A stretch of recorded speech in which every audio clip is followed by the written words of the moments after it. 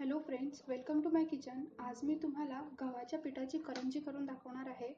गव्हाच्या पिठाची करंजी करण्यासाठी मी इथे एक मोठं नारळ घेतलेलं होतं. ते मी पूर्णपणे किसून घेतलेलं आहे. एकदम बारीक असं मी किसून घेतलेलं आहे. एक मोठ्या नारळासाठी मी 4 चमचे साखर वापरणार आहे. तुम्हाला ज्या प्रमाणात गोड खाण्याची आवड असेल त्या प्रमाणात तुम्ही इथे साखरेचं प्रमाण जास्त ठेवू शकता. तुम्हाला जर जास्त गोड आवडत असेल तर तुम्ही जास्त साखर वापरलात तरी देखील चालेल. आता मी हे गॅसवरती एकदम स्लो गॅसवरती मिनिमम 10 मिनटं तरी याला मी शिजवून घेणार आहे. जोपर्यंत साखर पूर्णपणे वितळत नाही तोपर्यंत मी याला शिजवणार आहे. आणि जोपर्यंत मी शिजवून घेणार आहे तोपर्यंत मी सतत त्याला हलवत राहणार आहे, जेणेकरून खालतून सारण आहे ते करपलं नाही जावे म्हणून. तर 10 मिनिटांनंतर ही साखर पूर्णपणे मेल्ट झालेली आहे, त्यामुळे ह्याचा कलर पूर्णपणे असा चेंज झालेला आहे. तुम्ही बघू शकता ह्याचा कलर किती चेंज झालेला आहे तो. हे आता सारण जवळजवळ रेडी होत आलेलं आहे. त्यात मी अर्धा चम्मच वेलचीची पूड घातलेली आहे. वेलचीची पूड घातल्याने ह्याला छान असा वास येतो, म्हणून मी यात वेलचीची पूड वापरलेली आहे.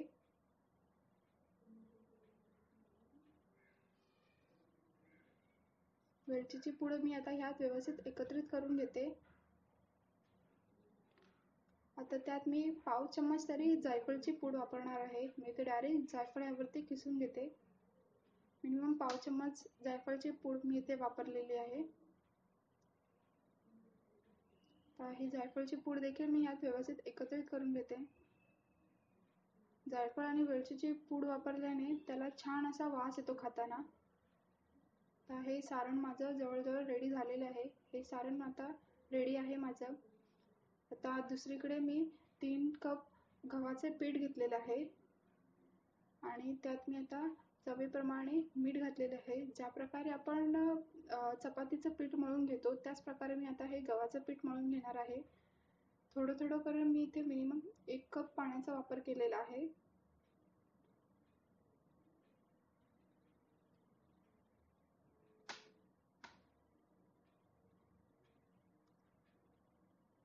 हे पीठ आता जवळजवळ माझं मळून झालेलं आहे. त्यावरती मी आता 2 चमचे तेल टाकलेलं आहे. तेल टाकल्यावरती मी पुन्हा याला थोडंसं एकदा मळून घेतलेलं आहे. तर हे पीठ माझं रेडी आहे. तर ह्याचं मी एक छोटे छोटे बॉल बनवून ते मी एकदम पापडसारखे पातळ असे लाटून घेणार आहे. एकदम हलक्या हाताने मी लाटून घेणार आहे. त्यावरती मी अगोदर गव्हाचं पीठच लावून घेतलेलं होतं आणि हे पापड आता मी एकदम हलक्या हाताने असे लाटून घेते.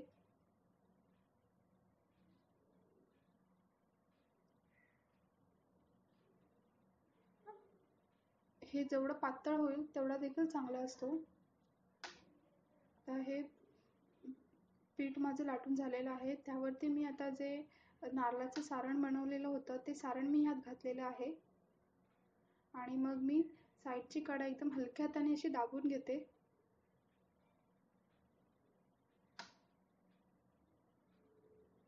तर ही दाबून माझी कडा झालेली आहे आणि मग जे साईडची कडा असते ती मी काचणीने कापून घेते. तुम्ही डायरेक्टली सुरीने कापून घेतली तरी देखील चालेल.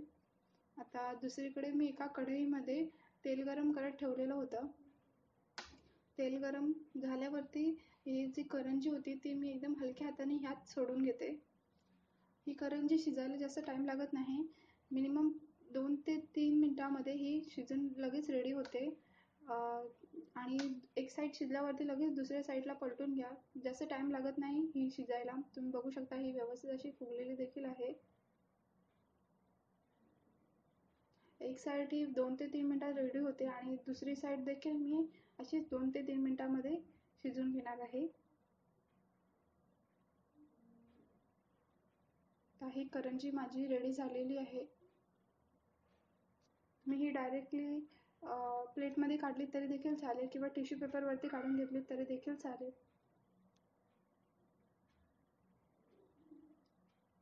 तर ही करंजी माझी खाण्यासाठी रेडी आहे. तुम्हाला जर माझी ही रेसिपी आवडली असेल तर प्लीज लाईक करा, सबस्क्राईब करा आणि तुम्हाला काही डाऊट्स असतील या रेसिपीबद्दल तर ते तुम्ही मला कमेंटमध्ये विचारू शकता. आणि माझी ही रेसिपी बघितल्याबद्दल थँक्यू.